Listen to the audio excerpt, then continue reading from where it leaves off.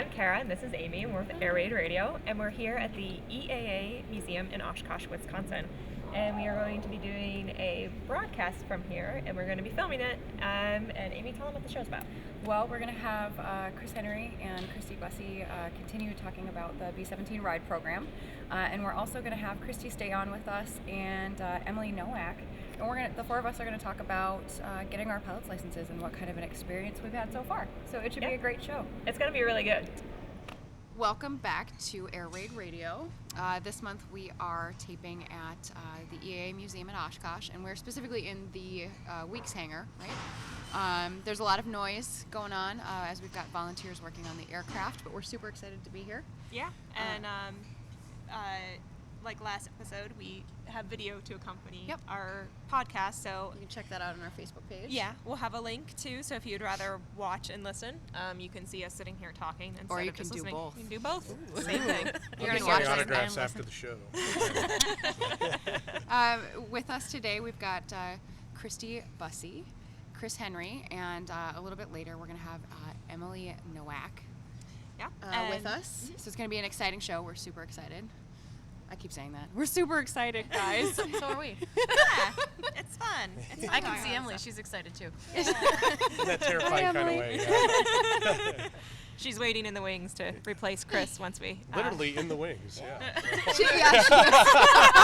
She's sitting next... Now I have to describe for the people not watching the video. She's sitting next to a tri-motor wing that is being worked on. Yeah. She is waiting in the wings. I think we're going to get a picture of it, so we'll post it on Facebook too. But. I recommend listening to the last episode because it was awesome. This will make a little bit more sense. And it makes a little more sense because we're just going to jump right into where we left off the last time. But first, a word from our sponsors.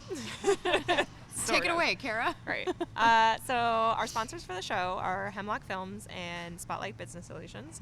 And Hemlock Films are going to be having a screening of Beyond the Powder in March 5th at the Cleveland Public Library in Cleveland, Ohio, March 11th at the Women in Aviation International Conference in Nashville, and March 12th at the Museum of the National Air Force in Dayton, Ohio, which I'm super excited for. Are you going to each one of those? Yes, we will be at each of them. Mm-hmm. So you guys can sign copies or just talk about it with people if they want to get more information. You can buy the DVD or the Blu-ray, and can we're we all signing. be groupies and you just can follow be you guys around? I've been for years. So, Come on, guys, let's go. And my lovely producer, Adam. I mean, kind of start because guys do that all the time about their ladies. My lovely producer, Adam White, is going to be there as well. So we will be talking about the movie and doing Q&A, and we will have a representation from Air Race Classic there with us to talk about the actual race and for all those awesome questions because it's full of details. But and you're going to have a lot of questions you won't have a lot of questions, but you're going to want to talk about it more once it's over because it's pretty cool race. And for those that don't know about it, it's the movie's about first women's air race in 1929 and the people who still race it today as the Air Race Classic. And you can check out our Beyond the Powder Facebook page for more details on those, or beyondthepowder.com. And there will be PBS airings during this year's race. And Adam and I will be at the Missouri stop with KMOS PBS. We can probably post a link for that on the Facebook page too. Yeah, as it comes up. I think that'll be fun. Yep. Tag along. Yeah, so it will be airing nationally maybe in June. We're still working out the details, but and it's all different. Every station operates differently, so it's on different times, different days across the country. So you'll have to check your local listings. And also, Restorers Season 1 is available on DVD and Blu-ray on FlightCinema.com and Amazon. So check that out, because I know a lot of people have been asking for a long time when that's going to be actually available to see. It's available that way, and distribution is happening now, so we will find out what channel it will air on soon. So we'll keep everybody up to date with that too, as far as dates and stuff. So that's the business that we have to get out of the way before we can start talking. Now on to the fun stuff. Yeah. No.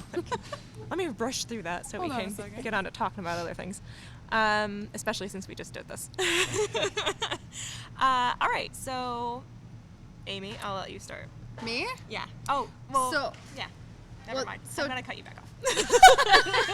I'm gonna let you start. Never No, mind. I'm I not. Just remember what shut I it. wanted to say. Good job. She does good this job. to me all You the did a time. great job, Amy. Now step aside. Let the grown-ups That handle one this. syllable will be enough for the show. Should I take off my hat? Is it the hat? So, picking up from the last episode, we were talking about the B-17 and the ride program, and Kristy is in charge of the logistics tours. and the air Yep. tours, and Chris work with the veterans, correct? Right. And one of my favorite stories that you've told me, and I'd like to talk to you about, is the B-17 ride you did where you assembled the crew members. So, can you Yeah. tell us a little bit about that? Absolutely. I started working here in January of 13. So I'd been here for about a year, and I've been a B-17 nut since I was a kid, and I was friends with Kristy from that point already, and got to talking with some friends about how fast we were losing our World War II veterans, and we started thinking about, would it be even possible to try to put together a full crew, to have somebody that, first we actually tried to see if we could find a full crew that was still alive, who all flew together, and sadly that does not exist. The most we could find off of one crew was 3 guys that had flown together. It's just, the numbers are just dwindling. So we said, well, can we put together a full crew of somebody representing the bombardier, navigator, pilot, co-pilot, all the way back to the tail. And I sort of pitched the idea. Kristy to Kristy. Kristy was supportive and thought it was a great idea. We went to the management at EAA, and they were like, well, go ahead and run with it and see what we get, see if we can do this. It took about 3 months of calling and just trying to find if these people were still alive. Worked with the 8th Air Force Historical Society, trying to find folks that were, still here. And you were actually calling people's houses and just saying, is this, Jim Smith? Is this the Jim Smith that was a bombardier in World War II? And going through that. And they're like, who's calling? Yeah, and sadly, a lot of them was his widow or kids that he's no longer with us. The fun part is when you would get somebody, and this older gentleman would come to the phone and would say hello, and I'd say, well, I'm looking for Fred Zerbakken, and well, I'm Fred, I was like, well, were you the Fred that was the ball turret gunner in World War II? And yeah, that's me. And we'd say, well, I got a nickname in membership at this point. They were calling me Elwood because I'd say, well, we're putting a crew back together. And so it sort of got, they were like, okay, and Cool. the tone of the voice would change. The older gentleman that came to the phone and answered, when you said we're putting a crew back together, the next words were in a younger, almost a little bit of a tone, and where are we going? What's going on? They wanted to know more, and it was pretty amazing. We did find 10 vets, all B-17 crew members, 3 of which had actually flown on the same crew together during the war at certain points. So, in the movies you see a lot where the crews all flew, the same guys, same 10 guys, same airplane. Didn't really happen. They shuffled around a lot. People would get sick. They'd substitute in. But there were 3 guys that had indeed flown in World War II together. But it was a struggle, even leading up to that, to the date in April we were going to do it. We had 3 different co-pilots. Betty Strophus at one point was going to be our co-pilot, and she fell. We had another co-pilot before her who passed away. So, it was tough, and it was always changing, and I think 5 or 6 different times I'm like, I got all 10, and then somebody would not do well. We worked with the Military Veterans Museum down the road here. They have a bunch of military vehicles. The local police department here in Oshkosh to get an escort to bring them from the museum over to here, and everything was lined up. Kristy had all the logistics here lined up so that we could have a little ceremony afterwards. Yeah. The U.S. Army actually attended and presented an award to each of them. And so it was really, really a cool setup. Now, once again, I'm from Pittsburgh. In April, springtime happens there. In April here, Winter Part 2 Everything's happens. still Winter frozen. Part 2. Yeah, so, and it snowed. And it was like, it was in the 20s. And we're just like, oh. Sitting there with the hangar door open, waiting. Yeah. And it's like, oh, Please stop gosh. snowing. Yeah. So I didn't sleep at all the night before. I was up at like 3 a.m. and cursing at the weatherman. And that was on a Monday.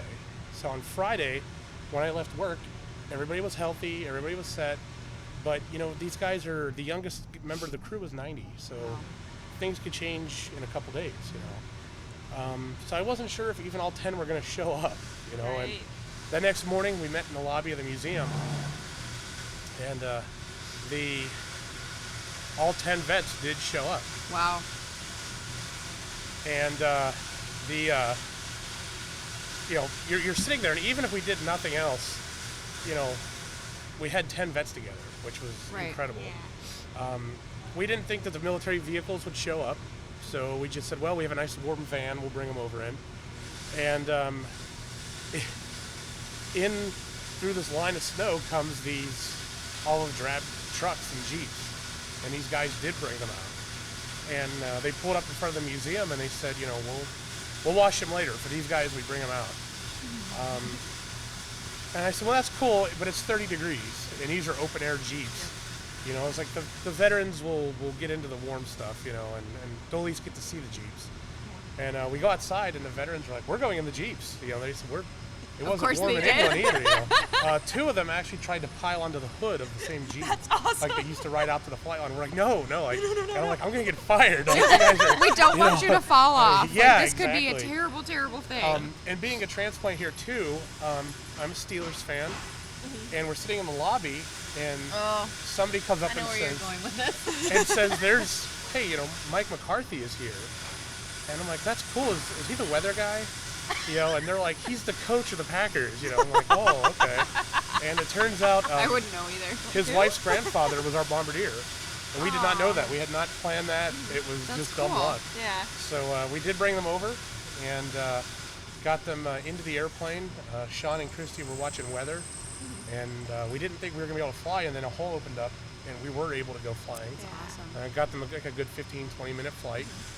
And they landed, and we had the fire department spray a water arch that very quickly turned to snow. And Like frozen ice. yeah, it was. Yeah. And they came in. We pulled the airplane right back in how it is here. And the really interesting thing was when they got out, they were telling us, they said, thank you for giving us back our airplane. Aw. And they said anytime we'd ever been on the B-17, it was summertime. And it was 70, 80 plus degrees. And they said today we were flying, we could see our breath. They said that's how it was in the airplane. Yeah. Brought back a lot of memories. Yeah, because we've been told stories by B-24 guy that it's like guns would get jammed, and the gunner would bang on it and wouldn't do anything, so he'd take his gloves off, and their fingers would stick to the gun. Yeah. And some guys lost their fingers because they just jerked back and just ripped their fingers right off. Oh. Yeah. Yeah, it's So pretty it was incredible. cold up there. Yeah. It was amazing to have them here, and it was. Yeah. Did you get a lot of good photos? We did. We had a ton of cool photos. One of the interesting things was they got up by the nose, and we didn't really plan. We wanted to do a crew photo, and we brought them up by the nose, and they took a couple pictures, and then out of nowhere, the pilot he barked just 10 hut, and they all saluted. And we have this great picture of all of them saluting. It wasn't planned. Like we did not have any part in that. It's like, oh my gosh, they just Right. went right back into it. So the cool thing too was when they were coming together, some of them hadn't met each other, and they were sort of like, when they were introducing themselves, they'll be like, oh, I'll be your top turret gunner today, and they were sort of becoming a crew, again, which is pretty neat. But, Cool. yeah, and the big thing of that is, it was an honor for us. It was the way we kicked off the season that year. Yeah. But nothing, and I've talked a lot about it and things, but nothing like that happens here without a team, and it was a giant team that got that done. I mean, between us and upper management here and police, fire, and vehicle museum. I mean, right. it was a lot of people that came together. You did all the calling to find the guys, though. It That was- was probably. It was pretty fun. Yeah. it was, Yeah, that sounds like a fun job to have. yeah, it was pretty cool. Which one of the veterans came the farthest? They were actually all from Wisconsin. Oh, really? They were all Wisconsin vets. Oh, that's great. Yeah, but a couple of them came from Milwaukee, which is about an hour 15 south. Yeah. So that's probably the furthest. Green Bay, it's a little over an hour. Was finding Fred for that flight what led you to your later event Yeah, with Fred? exactly. I think you should tell them about that. So Fred Zerbakken flew 25 missions, a ball turret gunner, 388th Bomb Group, and on his 10th mission, he was wounded by anti-aircraft fire. A piece of flak came through the turret and actually through his leg. And he went back to the hospital when he landed. And he actually didn't know he was hit, believe it or not. He knew the turret was hit, and they got him out of the turret, and he started walking away, and they were like, "You're bleeding." Oy. And they bandaged him up in the airplane. So when he got down, he went to the hospital. Was in the hospital for a couple days. If you stayed in the hospital too long, you would actually be reassigned to another crew. So he actually went AWOL from the hospital to join his crew and fly a mission. Technical And, difficulties over here. Yeah, yeah. So in the process of all of this, when their war ended and they were coming home, they were destroying all of their records. They were just burning stuff, and all of his records for his Purple Heart was lost. So he's a really humble guy. He turned in some paperwork to get it that was signed by his crew. You know, the members of his crew that were in the back of the airplane that said, yeah, he was wounded. And he just thought, yeah, I'd like to have my Purple Heart. And put in a request. He never heard anything. And then by the time they got back to fulfill that, his crew members were deceased. Wow. So they couldn't sign some more paperwork that the government needed. Yeah. So we worked with the Army to replace his Purple Heart without him knowing. That's and, really cool. So we told him to come up and see the new ball turret exhibit we had, which was the exact same ball turret exhibit we had for a long time. And we had him come in, and then we presented him his Purple Heart. And so he now has his Purple Heart. Oh, that's awesome. Yeah, it's pretty cool. Yeah. Well, Chris, like I said in the last episode, what you guys do for veterans, and specifically, It's amazing. your heart is amazing. I love stand it. by the fact I think we have the best B-17 program out there, and I won't shy away from saying that. You've got the heart behind it too. Yes, we make the airplane more about the people than the airplane. The That's what it airplanes are should be. awesome, don't Right. get me wrong, but there's a lot of legacy, a lot of heart that goes into those airplanes. Right, So they're the reason whether it's the for this. volunteers, Yeah. the pilots, the folks that work here, or the veterans and everything that we're putting on the airplane, I mean, that's all part of it. So Right, yeah. Wow. Well, I love it, and thank you for Yeah, coming back yeah, and joining us. absolutely. And Yeah. we are going to have... I'm going to switch out with Emily. Yeah. Yes. Yeah, We're going absolutely. to do... Come on down, Emily. a swap out, which we can do like a little dance Whatever. number, music. Yeah, I feel like we should do a Chinese fire drill. Yeah. All right, Emily, it's your airplane. Oh, perfect. Thanks, Thank you, Chris. Chris. You're Thank you. awesome. So, hi, Emily. Hi. Thanks for joining us. Yeah. So we're gonna switch topics a little bit. And one of the things we learned from the last episode, talking with Kristy, is that she is learning how to fly, and Amy and I are learning how to fly, and you're learning how to fly. So we thought we'd talk about learning to fly Yeah. and So, getting our pilot licenses and being women and yeah. just kind of the things that we're going through that people don't talk about. Yeah. Nobody knows about this stuff. Like They know about it, they just don't talk about it. Well, right. You And know? I mean, It's hard to talk about it sometimes because you're afraid you sound silly if you talk Yeah. about it. Right. So I guess we'll start. Emily, tell us what your first flight was like and why do you want to get your why do you want to get your license? Well, everyone in my family is aviation related in some way, and I've been around them my whole life, and it's kind of like, I want to do that too. And so, It's kind of in your blood. yeah, Yeah. so I'm like, oh, I have to get it now just because it's airplanes, why not? Right. And we were told that you've helped restore an airplane. Oh, yes. 2014, I think we bought the Champ that my mom was working on for some guy, and he was planning on selling it. So I'm like, me and my friend talked, and he's just like, it would be cool, maybe we should buy it. And so I put forward the money, and he did the maintenance on it, and I helped a little bit, and we got You it helped finished. a lot. Not that much, but I mean, I guess it was a lot for me. Mhm. I consider that a lot. And then we just had it flown for the first time, well, since it's been fixed, October 11 on a Sunday. So that was really cool. You just got an award from the chapter, right? I did. Oh, That cool. was very surprising. Honestly, That's it was awesome. a little nerve-wracking because, I'm walking up in front of a bunch of people, and I'm just like, what do I say? Thank you, everybody. I'm just going to go over there. Yeah. So, I mean, airplane. That Yeah. was kind of cool though. Have you gotten to fly the restored airplane? Yes, I have. I got to be the second person to go up in it after it was restored. So That's it cool. was really fun, and I really liked it.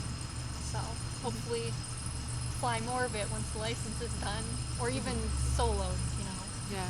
What kind of airplane is it? It's a 1946 Champ, Aranca Champ, 7AC. So Very many cool. types. And your mom does this too. Yep. Well, Yeah.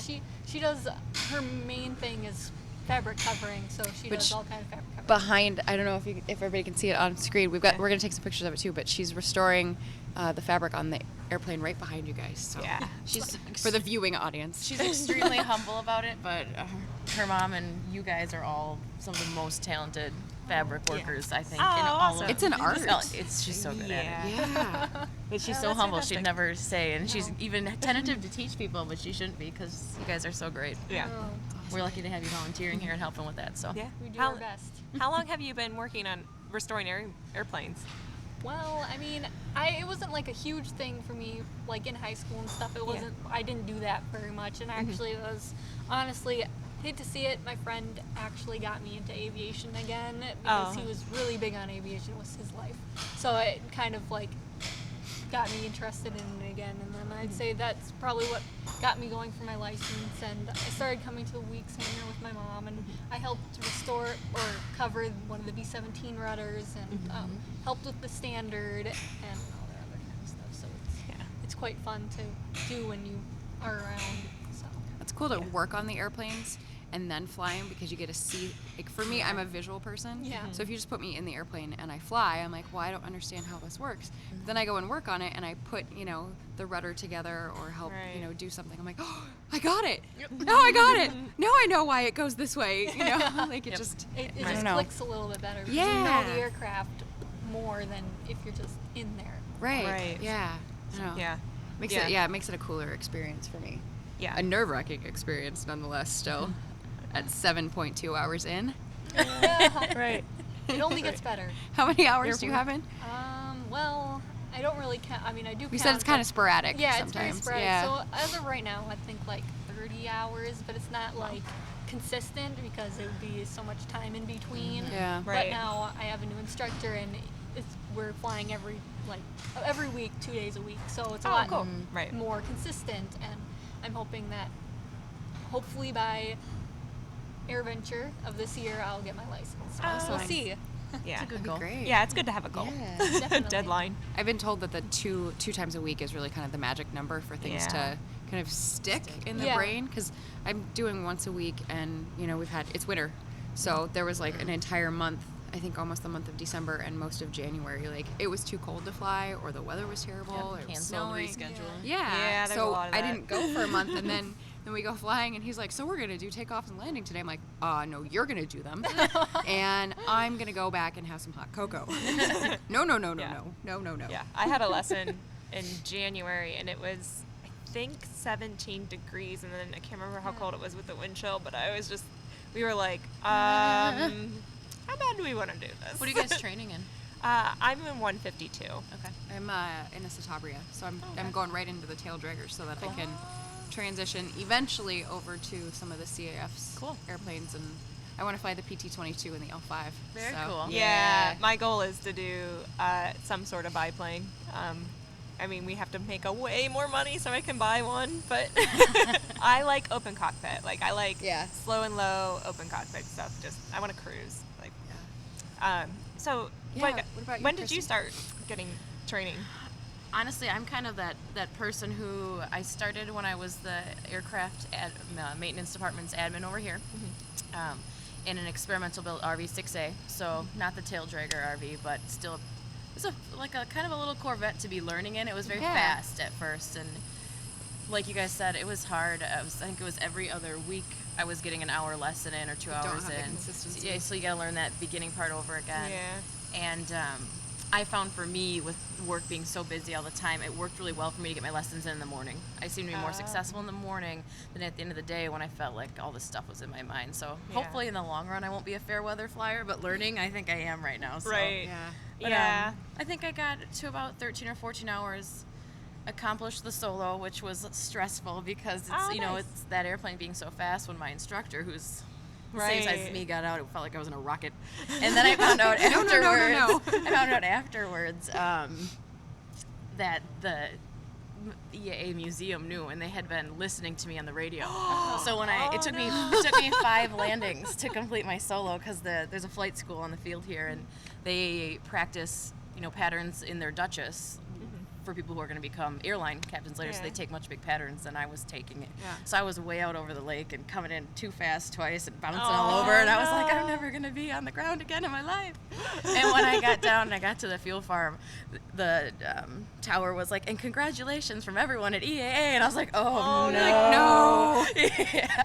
So, and then it got winter and it got cold, and then I started working with air tours, and I have a million excuses why I haven't gotten back to it. It's easy. It's totally yeah. easy to fall in that trap and I probably have 2 hours in my logbook, because every time it's like, it's too cold, or like the flight gets canceled, or Something happens. we go, like we just went on vacation, or I'm working, or it's just like, I don't want to.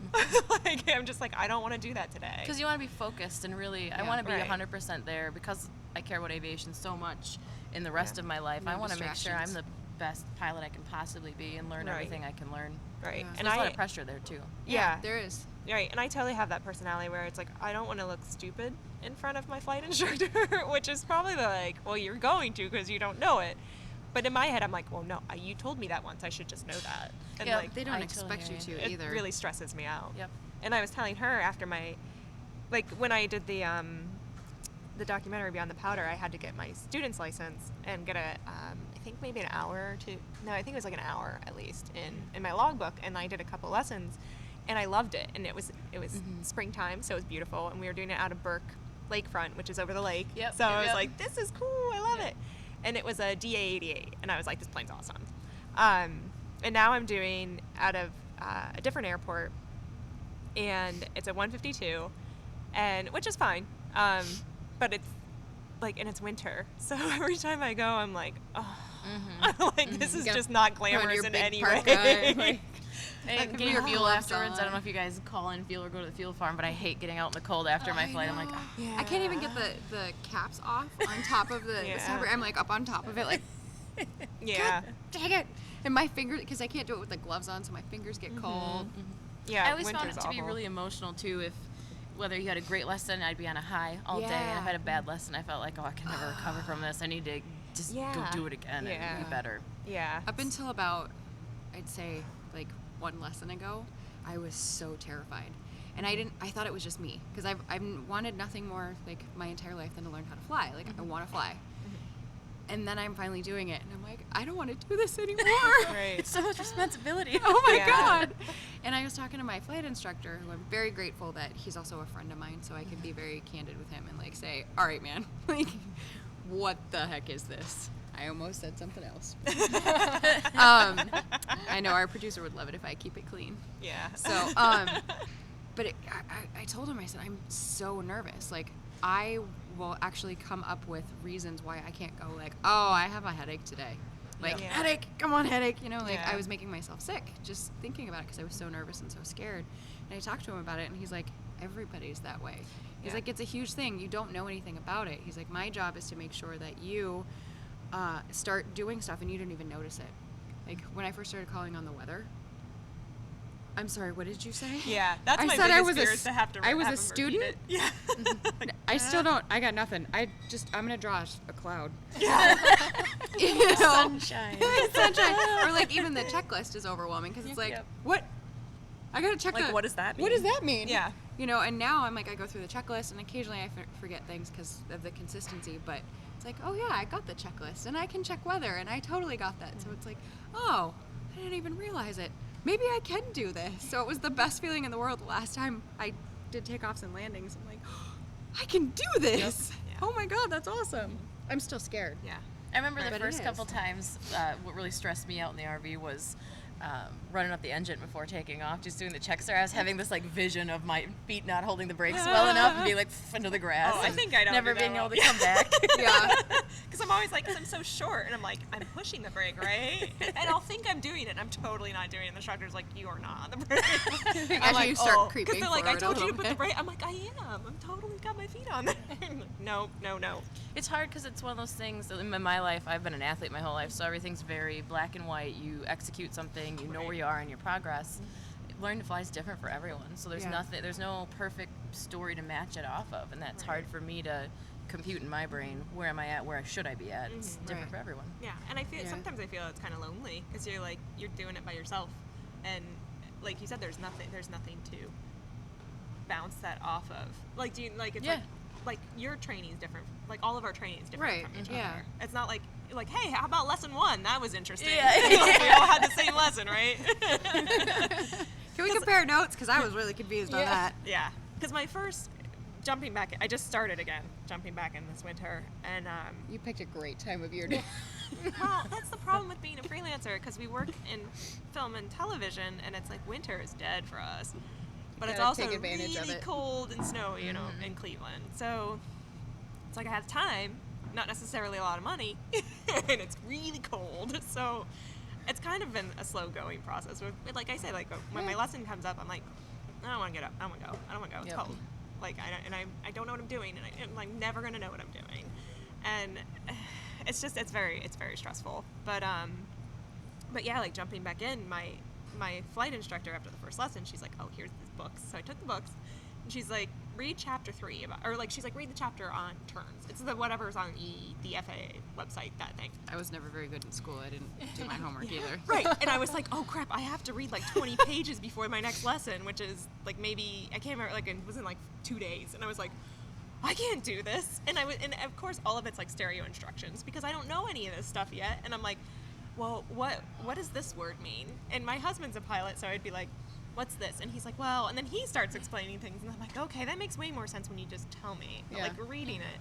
And then the next lesson I go, and she's like, so did you read the first couple chapters? And I was like, no, you told me to read chapter 3.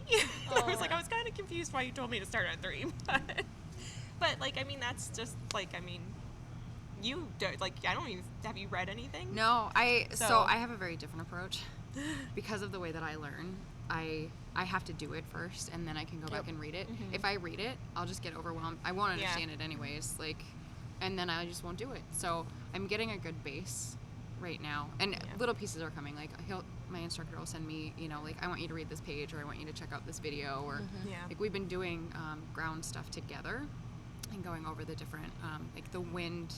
You know, is the wind coming from this way, or is it coming from this way? And you know, at what point can we not go flying because the wind is too much and that kind of stuff. But I haven't really dug into that portion because I want to understand what I'm doing first before I start messing up my brain with I was the same way, and my instructor pushed very hard. There were times where I sometimes feel like the 40-year-old virgin of flying because what I do as a career, and then it's like, oh, you know, I'm a student pilot, even though I'm talking about, you know, logistics for a B-17 at XYZ airport. But so sometimes I felt like maybe he assumed I should know more, and I never really asked him. I'm gonna have to switch because he's no longer with our flying club. But he was always, I don't care about these details right now. Fly the airplane, feel the airplane. How does it feel in your butt? How you know, what are you thinking? What are you seeing? And I did like that approach. It's very different than I date someone who is actually a flight instructor at the tech, and they are more, you know, by the book, by the lesson, and I guess it just depends on what works for people. But there's good and bad for both. And I think sometimes you have to like find the proper instructor that works for you. Exactly. that So- teach you the way you need to be taught. Wow. I apologize. So you had a couple instructors already? Yeah, probably like 2. So I guess that's my 3rd one. But Did you like one more than the other? they were all good people.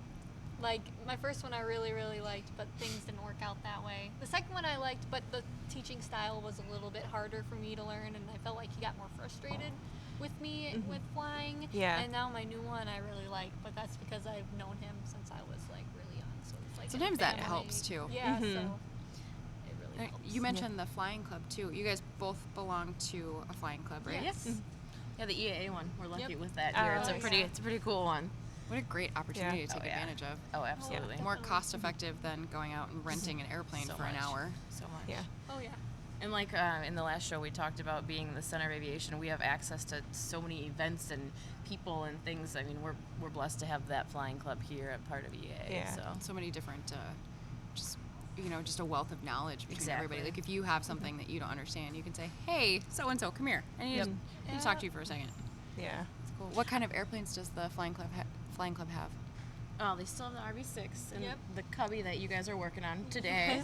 And then also the 172, and then we also have a Zenith that people fly. Did you help in that build at all? I did not. I mean, I was there like watching it, but I wasn't like there doing the build. I was working on like the Champ at the time, and The Zenith was actually built by the EAA staff. Oh, okay. And I don't know if Cool. you guys were familiar with the 1 Week Wonder, but that was a similar activity, but then they condensed it down to AirVenture. So and so now that it's in the club, people who actually worked on it here and Weeks Hangar were the in the corner. They're actually flying it now in the summer and taking it to Iowa for chili cook-offs and different things. So it's pretty. Yeah. It's cool. It's walking the walk, I think. definitely. Yeah. How cool do is you, that? Do both of you have particular goals to get your license? Like, is there particular planes that you really are looking forward to flying, or? Well, I mean, I'm really looking forward to flying the Champ myself. Right. That's a big one. Otherwise, there's a few other ones. Like, I really adore like the Christian Eagle. That's like my favorite plane. So at some point, I would like to even try flying that, or even maybe do a few aerobatics if I'm gutsy enough. Yeah. And I really want an acro sport too. Also, I have plans for that, and I did some ribs with that, so I'm gonna maybe start working on that as a project as well. 'cause Oh, very That's cool. cool. it's just something You're gonna have to get your own hangar. Yeah. well, we do technically have our hangar. That's where our Champ is stored at, my Oh, parents' hangar. okay. So. That's cool. Yeah. It's a happening place at that Oh, hangar. yeah. Yeah. Sunday co- morning coffee. Yep. Nice. So where's your hangar at? It's in Oshkosh, or? Yeah, it's right next to the old Basler building on this side of town, so Oh, okay. it's pretty easy to find, and the chapter hangar. So, Oh, yeah. It's like 2 minutes east of here. We could get there very quickly. Nice. Definitely. It's a fun place to be. There's usually someone always there, and everyone's welcome. So it's a very nice place to be, I guess. They have the best pre-AirVenture get-together. Like, what's it, usually Friday before AirVenture? Yeah, something like it's that. just packed, and Oh, everyone's nice. coming in from out of town, and it's a very Cool. cool place to sit and watch arrivals. And yeah, Nice. oh, definitely. And people, just talking to all the people there. We have a lot of volunteers that come, and it's just, everyone has a good time. Oh, nice. Have you guys flown into AirVenture yet? I think everybody's like, As no. learning, I think we learned that it's not a good idea to go dive into that Right. right away. Wait till you're a seasoned Yeah, pilot. because even experienced pilots have a little trouble flying. yeah. Yeah, it seems very nerve-wracking. Logistically, it's kind of a, yeah. I mean, we even talk about, before the air show, they do showcase flying, and they have to work a lot with those people who are just doing simple flying in front of the crowd. It's, Yeah. I mean, just flying on top of that many people is just adds this Yeah. whole level Yeah. of complexity. And I've worked with performers and different things from being over here, and the programs that they do to help mentor those pilots, because they're the best of the best, and it's still too much for them here. So Right. it's a lot.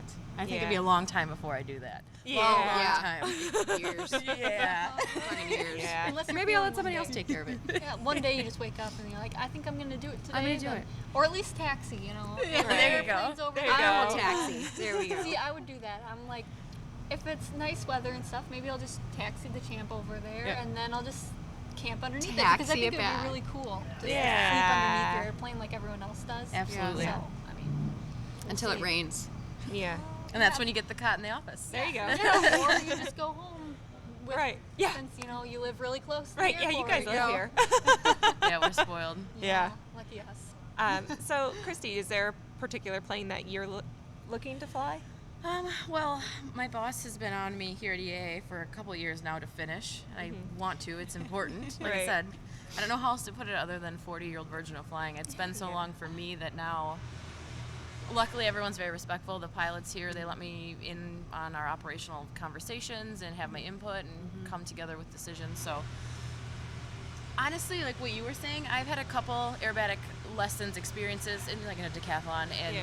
that's fun. Taking off and Yeah. landing is fun. Going fast is fun. The act of flying for me, it's a tool to get you places, and it's awesome to have that tool rather than driving or flying commercially. Yeah. So I don't have a huge desire for an airplane. I just want to make sure that I can speak to, my career path and speak to all the volunteers who are looking to me to lead on something that I don't necessarily have all the experience I should have with yet. Right, and I feel that way because we do a lot of aviation documentaries, and it's like just knowing mostly what everybody's talking about. Like, it's like, because we're more in it, like, at least for me, it's like more about the history and the stories behind, these airplanes. And like, I've gleaned a lot more just by immersing myself in that environment, but so like, I'm probably a lot more ahead of somebody who doesn't know anything who starts. But when you do it, it's different. Once you've done it, it's very different. Yes. Yeah. Yes. So, but like, that's one of another reason I kind of want to do it is just so that when we're out talking to people, it's like, okay, you're a pilot, you understand what we're talking about. Because, like, my husband said he's been in like rooms where we're doing something and they're like, you pilot, and everybody's like, yeah, and they're like, okay, well, this is how the conversation's gonna go. Like, it's not like I have to dumb anything down, but like, I'm just gonna talk and you guys know what I'm talking about. I've been out on tour where the crew decides that they're busy and they're like, you go to the airshow briefing, and I'm like, oh, all right, it's me and all the men in their flight suits, and you're like, okay, all right, let's I've have been you there we'll before. lead. That sounds good. We'll do that, and I hear. I've been blessed here too, just being physically here. Yeah. I've ridden in a lot of cool airplanes. I'm really spoiled here. Yeah. And I try really hard now when we're out on tour to make sure we give everyone else. I would want anyone here to ride before me and everything because I get to be here with it every day. So You can do it anytime volunteers. you want. Yeah. Within reason. Right. Hey, can you fire that up for me? Yeah, I'm doing the T6 today, guys. No. I have that, That would be $60 nice. spare money for gas. Right. That's how I felt with the CAF too. I mean, I've been around it since I was such a little kid with my grandfather, and I've gotten to ride in everything.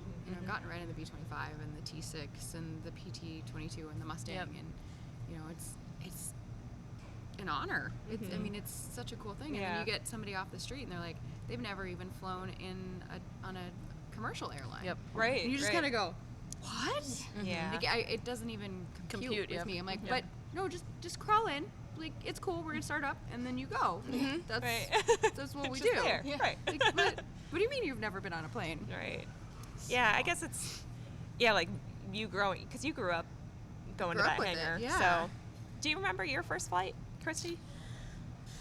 I grew up in a hangar watching Mom learn how to fly, and then actually, because it can cost money, we were those EA would not like this. We were those poor people that sat on the other side of the fence and didn't pay to get in and watch the air show. And that's my youngest memories. My first flight. My first general aviation flight, I don't think I remember what it was. My first one at EAA, I think, was in the T6. So Oh, okay. That's not general aviation even really anymore. Yeah. But, the RVs were. Non-commercial. There you go. Right. There you There you go. go. The RVs where I spent most of my time. I've gotten to do some stuff in the 210 whenever we have to go somewhere on a trip, which isn't a whole lot, but they're like, of course, hop in here. We're gonna do some practice. We're gonna learn. Yeah. So I hope to finish in the 172 in the club. That's just Yeah. to get that done and have that consistency. Because like I said, that RV can be a little fast when you're only doing a lesson every other week and having to refresh yourself. It's a lot of airplane to kind of keep track of. And it's very it's very sensitive. And I helped launch the tour and got to fly in the right seat from Oshkosh to Bolingbrook, which is near Chicago, and it was very weird for me because I was doing my training at the time to put pressure on controls because the RV is so sensitive that it was like I can move these things and I have to do that to keep steady. Oh, okay. Yeah. So This is it's new. been different Right. experiences. Yeah. For sure.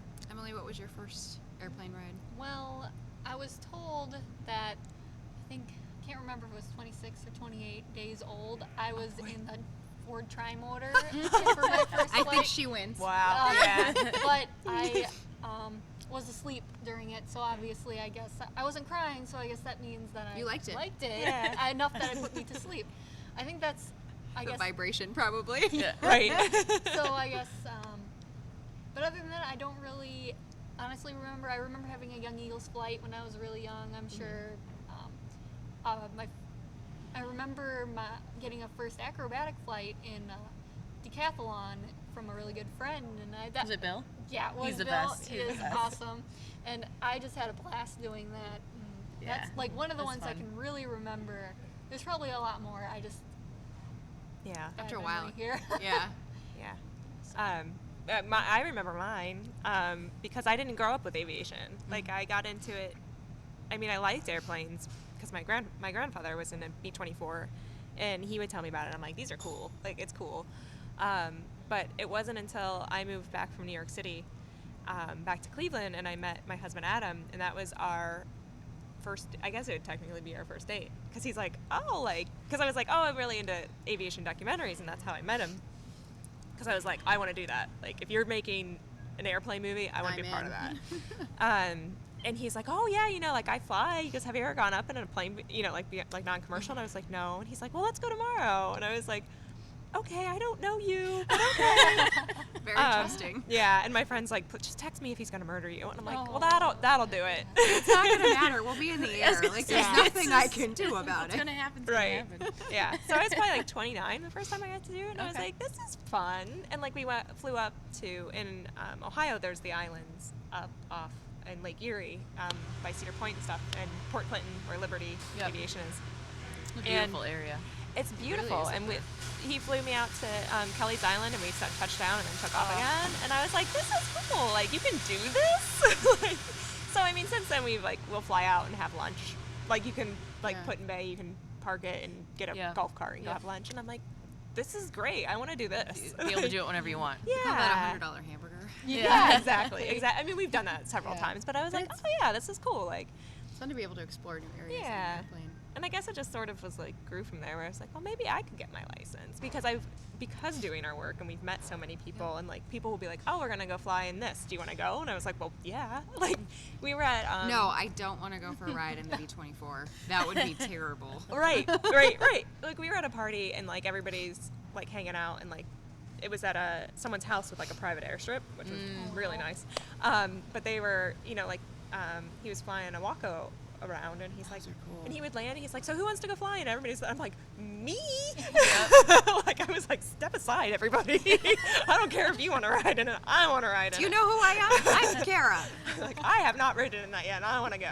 And it was awesome, and we did like a loop, and like we did the wing over, and I was like, this is cool, and like It's very cool. I mean, I know I've flown in other open cockpits too, and I love them. Like and I get really motion sick, and I think the air helps, because that's, I think, one of my biggest deterrents is every time I go flying, I get so nauseous that I'm like, why am I doing this? Like, why am I doing this to myself? But I'm just hoping that it gets better. Well, my first flight was, well, I guess Warbird flight was, I was about 12 or 13 in the BT-13 at Oh, the yeah? CAF, and I flew with a veteran Corsair pilot from Vietnam and Korea. Wow. He tried to make me sick. Oh no. He tried real hard to make me sick, and I am very proud to say I did not get sick. If I did the same flight now, I would so be sick. Oh yeah. Yeah. But 13-year-old me held Took on. it like a champ. I took Yeah. it like a champ, and he's like, "Wow, impressive, little girl." And then from there, I was like, "Oh, this is amazing." Yeah. My grandfather at the time was doing the rides program for the CAF, or for the local chapter, and so every time we had an air show, we would volunteer and help out, and then I always got to go on like a different ride. So I got to go on the PBY and the L5. I got all kinds of. So it's just been like from the time I was. I don't think I was ever that big. I was kind of a long baby, but that's a separate radio show. But I think with the lessons, I don't know, for you guys talked in the last show about some, or maybe we talked about it off the camera, Yeah. but the non-aviation friends. For me, even the little bit I've done, to be able to talk to them about my Yeah. experiences, because they care about what I'm doing in my life. Right. So Right. they learn about those things, and they're like, oh, I didn't know, and that's cool. great. And Right, XYZ. yeah. And so I think we can all have an impact no matter how far you are in in your Yeah. training, Right. or it's Right. just, that part's been really nice. Yeah, to and I talk to think people about that. one of the nice things, and this kind of just fell together with us interviewing you, because when we came here, we didn't know about Emily. And now we do. And now we do. And I didn't know you were getting your license too. So like, and we each have different experiences, and it started at different points. And Yeah. but have you guys found, what have you found to be your biggest challenge getting your license, besides finding the time to do it? Well, so far I find the radio work very difficult, even though like if I get Yeah. into a routine of it, then I know it. But it's like that initial like, what is he gonna say next? That Yeah.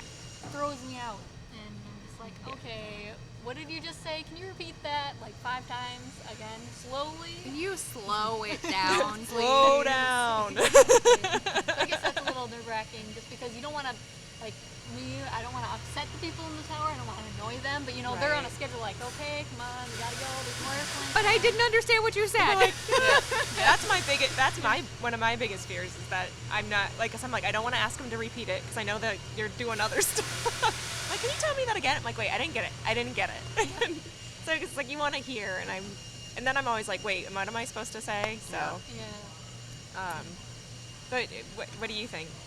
I would say for me, I love your ring, by the way. Oh, thank you. I wore it just for you guys. We're gonna get a close-up shot of this later. It's from Air Adventure.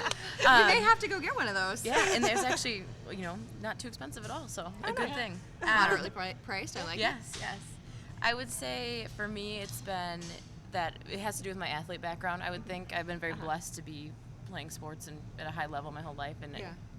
I would say I'm a perfectionist in some things. So to me, learning to fly has been learning about knowing the basics, knowing how to do everything right, and then knowing that it's never going to be perfect. Yeah. You've set up that perfect approach, and a gust of wind comes and you change. It's Right. It's You have to been learning adapt. to accept that I can do everything right 100 times. It's going to be different every time because it's not perfect, and it's how you deal with those changes, how you react, how you are prepared to handle. And I think it's been like learning about myself more than actually learning to fly. Right. That I haven't been good at that so far. I need to learn to relax and go with the flow.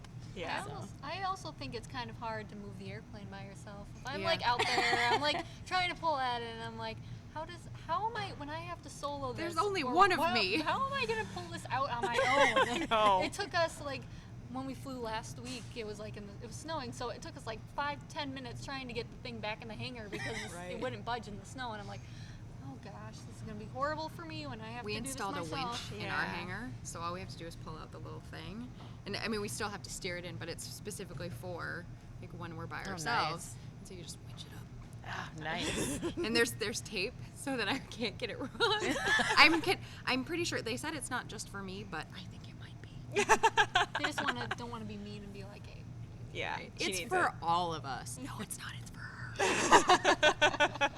We've only Yeah. got about a minute and a half left. Yeah. Is So. there anything else you guys want to tell us about flying or? Well, Yeah. it's fun, and I recommend anyone trying it if it's something they're interested in. Yeah. because, it really is a big changer, like mind changer. Yeah. You just look You at learn a things lot lot about differently. yourself. Yeah. Yeah. Oh Even yeah. just taking absolutely. your first couple lessons, even if you don't have the intention to go all the way, like you said, I think it gives you a new perspective on things and learning, and just to have been able to say you've done that is pretty amazing. Yeah, and I know a lot of flight schools offer introductory flights. Exactly. Like for $100 or so, and even just if you're not even interested in getting your license, it's just fun to go Or do. find an EAA chapter or flying Right, club, and they'll right. say, heck yeah, come on, we'll take you somewhere and Yeah. show you a few things in the Go air. up, yeah, I see what would- it's like. I wouldn't mind doing that. Like if I had when I get my license, I wouldn't mind, if someone wants a ride, I'll be like, hey, yeah, I'm more than Yeah. welcome to get you interested in this kind of stuff, because it's definitely something interesting. It's just weird seeing people who haven't ever had to flight in an airplane. I know. like, Right. It's Yep. just like, well, hey, I can help you Let's there. go. Yeah. Come on. Why not? Let's go. I think I would enjoy that too. Just taking somebody who's never been, because Yeah. the world is so different from in the air. Mhm. Yeah. It's a peaceful place, and it's beautiful and awesome, and Yeah. Yeah. I don't know. Yeah. I can't wait now That that I'm silence over on the the fear. solo was the greatest moment Oh, ever. yeah. Just like the most silence I've ever heard in my life, I think. Oh wow. The loudest silence, I think Yeah, that's how I would yeah. put it. The loudest Yeah. silence. I It like was that. just me here in the air. Wow. Great. Yeah. I'm looking forward to that and not looking forward to that. It's gonna be an awesome day. I love it so much. Yeah. I guess the more I learn, the more confident I'll get. Yeah. But right now I'm like, You gotta there's have faith in yourself. yeah, I got a long way to go before I get there. You and I both do. Yeah. So, So, thank you so much Yes, for thank being you. on the This show. is awesome. Thanks for having us. Yeah, thank you. It was fun.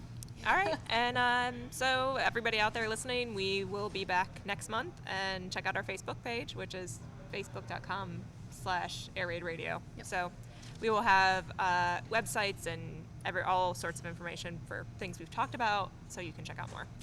Yeah. Awesome. Thanks for for joining us. listening.